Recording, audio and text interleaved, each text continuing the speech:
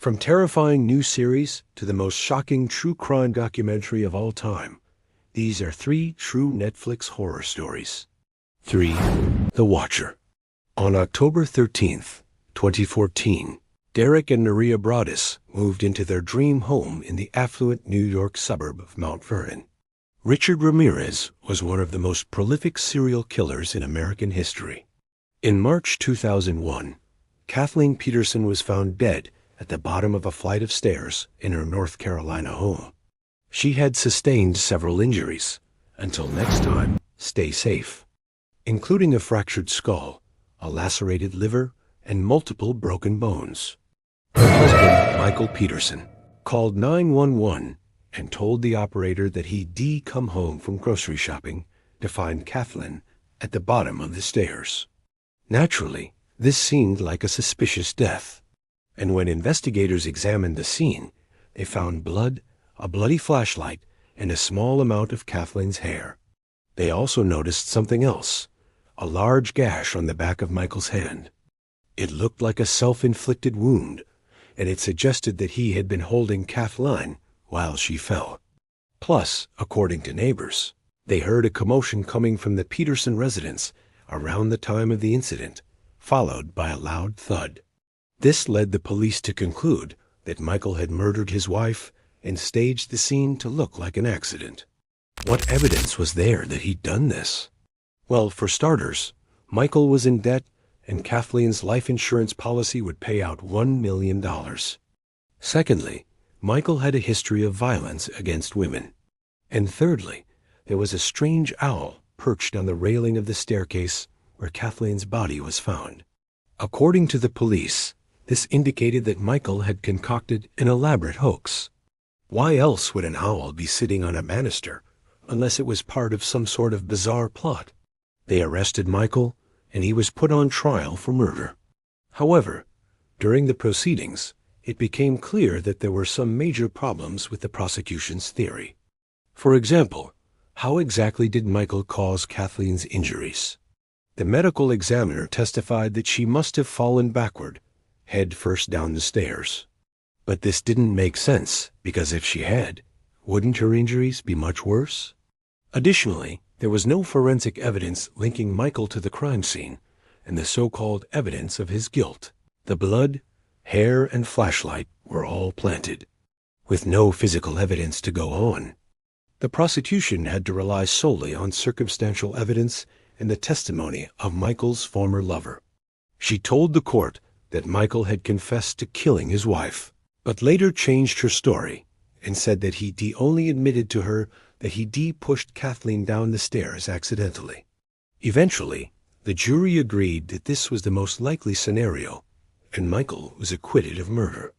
Over the next decade, he became a popular guest on TV shows like Larry King Live and The Today Show. But unfortunately, his freedom was short-lived. In 2011, he was arrested again after confessing to 3 murders from the 1980s.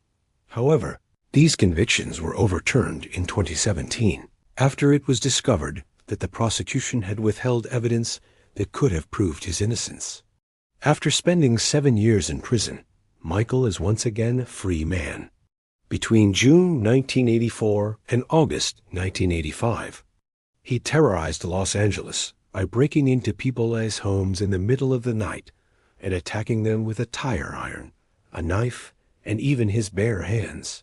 He was eventually linked to 13 murders, 5 attempted murders, 11 sexual assaults, and 14 burglaries. Many of his victims were Hispanic women, and their families believed that his crimes were motivated by racism. However, Ramirez didn't seem to discriminate, as he also targeted a teenage boy during one of his attacks. His crimes were vicious, and he often left his victims with bizarre calling cards, including taunts written in lipstick and Bible passages. To make matters worse, Ramirez was able to evade the police for nearly a year until he was finally caught. That's right. For 12 whole months, he roamed the streets of L.A. freely, murdering and assaulting people without fear of being arrested. His horrific crime spree finally came to an end when he was caught trying to break into a house in Pacific Palisades. A neighbor saw him flee the scene and gave chase. And after a struggle, Ramirez was taken down. When his picture appeared in the newspaper, a local pizza delivery girl recognized him and informed the authorities. Ramirez was then charged with 30 counts of murder, 11 of attempted murder, and dozens of other charges. During his trial, he acted as his own defense attorney, but he wasn't able to escape the overwhelming evidence against him and was convicted of 13 counts of first-degree murder. Ramirez was sentenced to death by lethal injection and died in prison on June 7, 2013. Although Ramirez is long dead, the impact of his crimes is still felt today. In fact, a recent documentary series titled Night Stalker, The Hunt for a Serial Killer was released on Netflix, and it looks at the case against him. So if you've ever wondered what it was like to live in LA during the height of the Night Stalker's terror, then this series is for you. It's truly terrifying stuff. At first glance, it was perfect. The colonial mansion had 9 rooms, 6 bathrooms, a pool, and grounds that stretched half an acre with views over Lake Ontario. But soon after the family moved in, they began receiving ominous letters from someone who called themselves the Watcher. And in the disturbing messages, the writer claimed that he'd been watching the house for years and that he knew everything about the new owners. Naturally, this frightened the family. But things would quickly get worse. In one note, the Watcher taunted, "My only hope now is that you will suffer here, just like we did. How could you not see us? We were here before you. We are still here, and we will be here after you are gone." Shortly afterward, Derek found a small hole in the ground near the property line, and inside it, a dead cat. This made him think the Watcher might be living on the neighboring lot, an abandoned piece of land known locally as Smiley Face because of its creepy clown statue. Then the family received another message reading, "If you wanted to see what was in the box buried under the porch, now you know." They immediately called the police, who dug up the porch but found nothing. Throughout the following months, the family continued to receive notes, including some addressed to their children. It got so bad that the couple placed a sign outside reading, "We do not want to receive any more letters or gifts."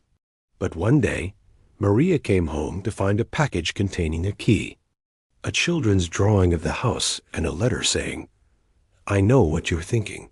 You're thinking, who is this? But I already know what you're thinking. You never did find out who sent the stuff, which is why they have decided to make a TV show about the horrifying ordeal.